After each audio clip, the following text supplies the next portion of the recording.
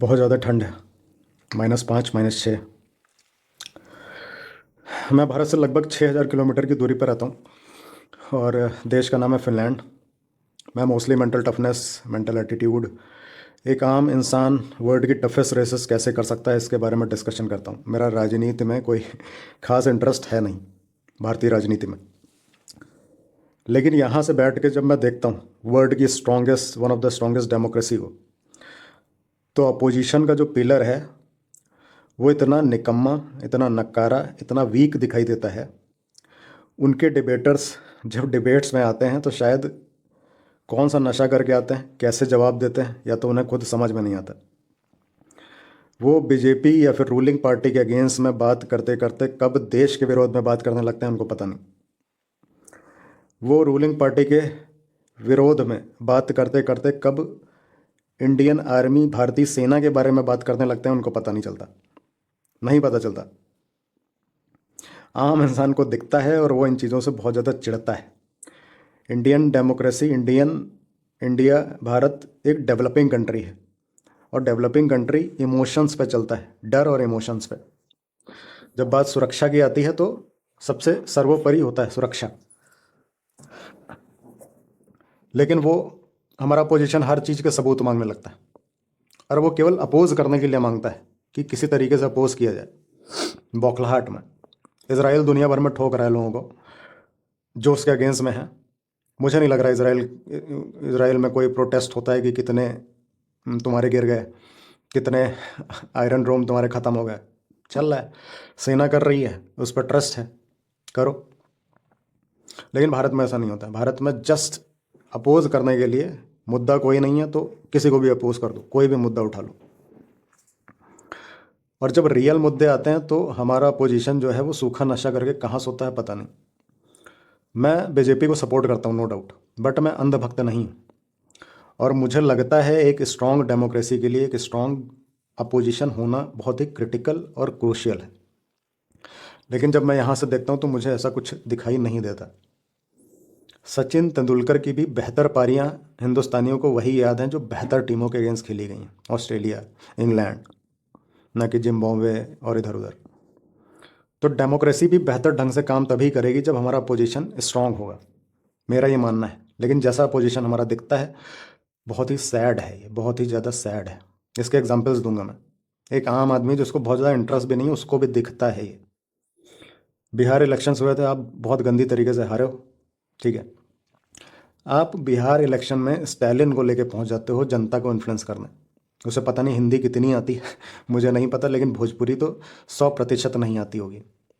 उसे अब बिहार लेके पहुंच गया कि जनता को इन्फ्लुएंस करेंगे। कितनी जनता इन्फ्लुएंस हुई होगी भगवान जाने, अगेंस्ट में भले चली गई हो। जिसके लड़के के बयान पूरे इंडिया में वायरल हैं सनातन धर्म से रिलेटेड कि ये वायरस है, इसको ख़त्म कर देंगे, ये है वो है, उसको लेके आप बिहार पहुंच जाते हो। यकीन मानिए अगर स्टालिन को मैं अपने गांव लेके चला जाऊं तो प्रधानी का जो इलेक्शन है वो भी इन्फ्लुएंस ना हो पाएगा स्टालिन से। बिहार तो बहुत दूर की बात है। राहुल गांधी बिहार में जाके बोल देता है कि जो छठ फेस्टिवल है, जो छठ पर्व है वो ड्रामा है, बिहार में जाके। ऐसा तो कोई दुश्मन भी नहीं करता, दुश्मन भी नहीं करता, लेकिन राहुल गांधी कर देते हैं। These things are very sad, these things are very sad for a strong democracy.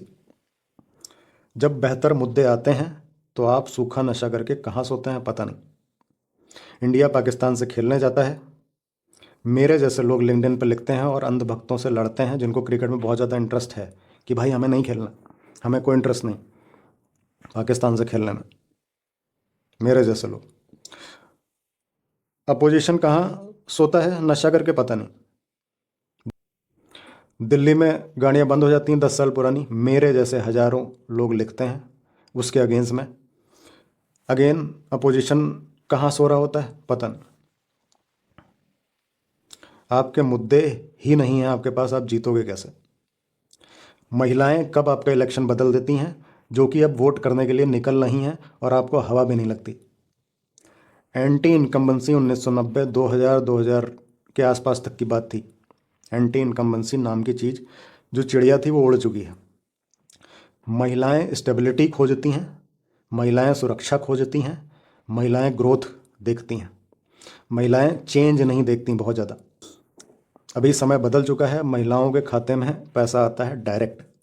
महिला जाती है बैंक से, पैसा निकालती है और अपने घर में ग्रोथ के लिए, कि बिटिया बड़ी हो रही है, लड़का नक्कारा है, इसको पढ़ाना है, इन चीज़ों के लिए वो डिज़ाइन करती है अपने घर को। वो हमारी तरह ऐसा नहीं कि आज पैसा मिला है आज दारू ले आता है, ना ना ना ना। एक भारतीय महिला तो मंडप में बैठ के 7 जन्मों की कसम खा लेती है, एक नहीं, 2 नहीं, 6 नहीं, 7 जन्मों की। तो एंटी इनकम्बेंसी महिलाओं पर लागू नहीं होती। अगर उन्हें दिख गया कि भैया ये पार्टी हमारे लिए बेहतर है, हमें फ़र्क नहीं पड़ता, हम इसी को वोट देंगे। और बीजेपी ये बहुत बेहतर तरीके से करती है, क्योंकि बीजेपी का सबसे बड़ा मुद्दा होता है सुरक्षा। जब भी आपके सारे मुद्दे धरातल के नीचे घुस जाएंगे, पाताल में चले जाएंगे, जैसे ही मुद्दा आएगा सुरक्षा का। हर किसी को अपनी बहू बेटियां प्यारी हैं। और जो जंगल राज है बहुत पुराना नहीं हुआ है, बहुत पुराना नहीं हुआ है। यूट्यूब तक पे आदमी देख सकता है कि जंगल राज कैसा था। हल्का सा याद दिलाने की, केवल थोड़ा सा याद दिलाओ और पता चल जाएगा। और इंसान डरता है ऐसी ऐसी चीज़ों से। बिहार इलेक्शन अभी हुए थे, कम से कम नहीं तो मैंने 10 गाने सुने होंगे कि भैया जी आएंगे, कट्टा लहरा देंगे, घर से उठवा लेंगे, फिरौती ले लेंगे, बांस कर देंगे। कम से कम 10 गाने तो मैंने सुने। तो सैकड़ों गाने बने होंगे जो घर घर जाते होंगे, वायरल होते होंगे। जनता डरती है इन चीज़ों से। डेवलपिंग कंट्री इमोशंस और फियर पे चलता है, इमोशनल लोग हैं हम लोग। सुरक्षा की बात आएगी, सारे मुद्दे ज़मीन के नीचे घुस जाएंगे। ना तो हमें जॉब चाहिए, ना हमें डेवलपमेंट चाहिए, ना ही हमें ग्रोथ चाहिए। सुरक्षा नहीं, जब सुरक्षा डिफ़ॉल्ट हो जाएगी कि एक इंसान सुरक्षित तो है ही, तब हम इंटेलेक्चुअल बनेंगे, तब हम बड़ी बड़ी बातें करेंगे।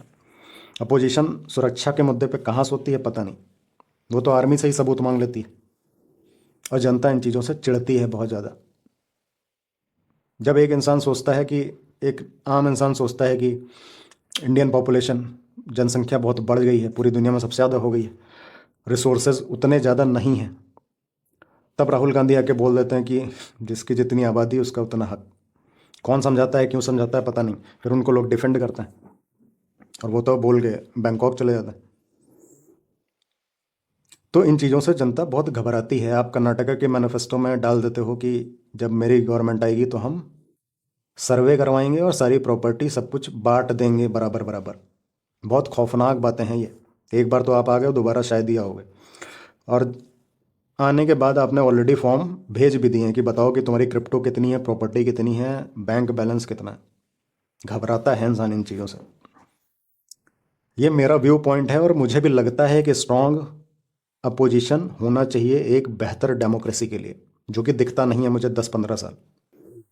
बाकी ये मेरा मानना है। जब मेरे जैसे एक एक इमेच्योर इंसान को भी ये दिखता है पॉलिटिक्स में, तो बहुत सारे इंसान को ऐसा दिखता होगा।